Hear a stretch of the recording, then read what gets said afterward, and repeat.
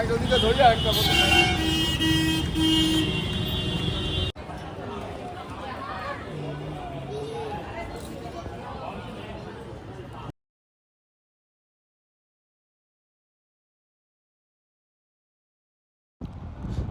বন্ধুরা, moments with নির্ঝরের একটা নতুন ব্র্যান্ড নিউ ব্লগে সকলকে স্বাগত জানাই। আর ব্লগটা দেখেই বুঝতে পেরেছো, থাম্বনেল এবং প্রথমেই দেখে বুঝতে পেরে গেছো আমি গেছিলাম দক্ষিণেশ্বর। তো যাই হোক, আশা করি আমার সকল দর্শক বন্ধুরা খুব ভালো আছো এবং গরম তো পড়েই গেল। হ্যাঁ, আর দেখতেই পাচ্ছ আমি অফিসের লুকসে, হ্যাঁ আমি ঠিকই ধরেছো, আমি অফিসে জয়েন করেছি। হয়ে গেল অনেকটা দিনই, আমি ডিসক্লোজ করিনি আমি কোথায় জয়েন করছি, কারণ প্রফেশনাল আর পার্সোনাল লাইফের মধ্যে কিছু জিনিস ফারাক রাখাটাই সবার জন্য বেটার। তো যাই হোক, সেসব কথা ছাড়ো, আমার অফিসের কাছেই হচ্ছে হায়াত রিজেন্সি। তো আমি হায়াত রিজেন্সির পাশ ধরে, এই যে দূরে দেখতে পাচ্ছ হায়াত রিজেন্সি, তো ওইখানটা ধরেই, অর্থাৎ কাদাপাড়া, কলকাতা সল্টলেক স্টেডিয়ামের পাশে হায়াত রিজেন্সি, ওইখানের থেকে বাস ধরে সোজা চলে গেছিলাম মায়ের মন্দিরে, কারণ মা তো টানে ভক্তকে, তো ছেলেকে টেনেছে আর ছেলে যাবে না এটা তো কখনো হতে পারে না।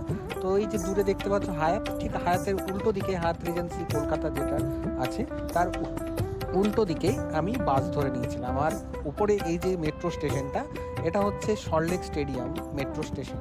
আর ওপরের দিকে কিছুক্ষণের মধ্যেই দেখতে পেলাম একটা ট্রেন যাচ্ছে, তো সেটাকে ক্যাপচার করতে ভুলিনি তোমাদের জন্য।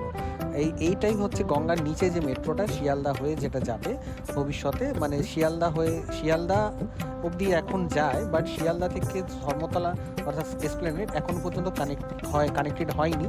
তো যাই হোক, ওইদিকে কিন্তু গঙ্গার নিচের ব্লগ আমার নিচের বক্সে দেওয়া রইল, মানে লিঙ্কটা দেখে নিও, গঙ্গার নিচে দিয়ে ভ্রমণ। আর তারপর ধীরে ধীরে পৌঁছে গেছিলাম দক্ষিণেশ্বর মন্দির পৌঁছেই সোজা নিয়ে নিয়েছিলাম স্কাইওয়াক। দেখতেই পাচ্ছ রাতের স্কাইওয়াক কেমন দেখতে লাগে, সেটাও একটা কিন্তু ভালো এক্সপিরিয়েন্স, প্রথমবার তুলে ধরলাম সবার সাথে। তো যাই হোক, সেই স্কাইওয়াক ধরে হাঁটতে হাঁটতে সোজা চলে গেলাম আমার অতি পরিচিত 125 নম্বর স্কাইওয়াকের স্টলে। কারণ আমি যখনই আসি ওই দাদাকে ফোন করে বলে দিই দাদা আমি আসছি, বা ওই দাদা আমার গেলেও যদি ফোন না করেও যায়, দাদা কিন্তু আমার জন্য আলাদা করে একটা ডালা সাজিয়েই দেয়। তো যাই হোক, অফিস থেকে ডাইরেক্ট গেছি, একাই গেছি, কেউ যায়নি সেদিন। তো দিনটা ছিল আবার অমাবস্যায়, চৈত্র মাসের অমাবস্যার সন্ধ্যেবেলা। আর সন্ধ্যেবেলা বহু দিন পর মাকে দর্শন করতে গেলাম। তো আমি খুব ভাগ্যবশত, বিশ্বাস করবেন না, ওই মুহূর্তে মায়ের আরতি চলছিল যখন আমি মন্দিরে পৌঁছই। আরতি শেষ হওয়ার পরেই মায়ের পুজো দিয়েছিলাম। হ্যাঁ, এই যে দাদা এনার কাছ থেকে ডালা নিয়ে সোজা স্কাইওয়াক থেকে এসকেলেটর ধরে নেমে পৌঁছে গেছিলাম মায়ের মন্দিরে পুজো দিতে। কি সুন্দর লাগছে না স্কাইওয়াকটা, সত্যি অপূর্ব। যাই হোক, আমি কাউকে এই নিয়ে কোনো কিছু অন্য কথা বলতে চাই না। তো স্কাইওয়াক থেকে নেমে ধীরে ধীরে সিংহ দুয়ার দিয়ে প্রবেশ করে সোজা পৌঁছে গেছিলাম মায়ের মন্দিরের ভেতরে। আর সবাই জানো যে মায়ের মন্দিরের ভেতরে কিন্তু কোনো মোবাইল বা কোনো ব্যাগ বা কোনো ভিডিওগ্রাফি মানে চত্বরে অ্যালাউড নয়।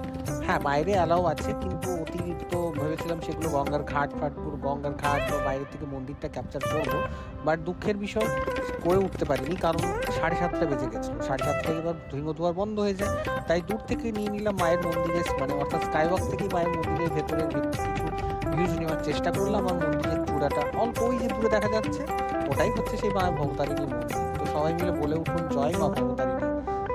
আর তারপর বাড়ি ফেরার পালার সময় ধীরে ধীরে আস্তে আস্তে এগোতে লাগলাম আমার বাড়ি আসার জন্য যে বাস ধরার উদ্দেশ্যে। সেখানে এবার স্কাইওয়াকের একটা সাইডে পুজোর ডালা, আর ফেরার পথের উল্টো দিকটাতে থাকে, মানে উল্টো দিকের দোকানগুলো বিভিন্ন রকমের আচার, বিভিন্ন রকমের খেলনা, বিভিন্ন রকমের কাঁসা পেতলের দোকান, বিভিন্ন সমাহার নিয়ে থাকে। তো যাদের ইচ্ছে করবে তারা কিন্তু ওখান থেকে সহজেই জিনিস সুলভ মূল্যে কিন্তু কিনে নিতে পারে। হ্যাঁ, এবার কষ্ট হয়েছিল একটা জিনিস, যে কষ্টটা কি আর বলবো, 7:30 বেজে যাওয়ার কারণে আমাকে আর ঢুকতেই দেওয়া হলো না। ভেবেছিলাম যে সবার জন্য কিছু নিশ্চয়ই মুমেন্টস ক্যাপচার করে আনবো রাত্রের দক্ষিণেশ্বর, বাট সেটা তো আর সম্ভব হলো না। যাই হোক, সবার আশীর্বাদ নিয়ে যেটুকু তুলে ধরতে পেরেছি সেটুকুই আপনাদের সাথে তুলে ধরলাম। তো চলুন আর কথা না বাড়ি, ব্লগটা আজকে এখানেই শেষ করে দিলাম। দেখা হচ্ছে খুব শিগগিরই নতুন কিছু ব্লগ নিয়ে, নতুন কিছু মুমেন্টস নিয়ে। আর হ্যাঁ, সারপ্রাইজ অবশ্যই থাকবে। তো চলুন, টাটা ততক্ষণের জন্য, গুড নাইট, ভালো থাকবেন সকলে।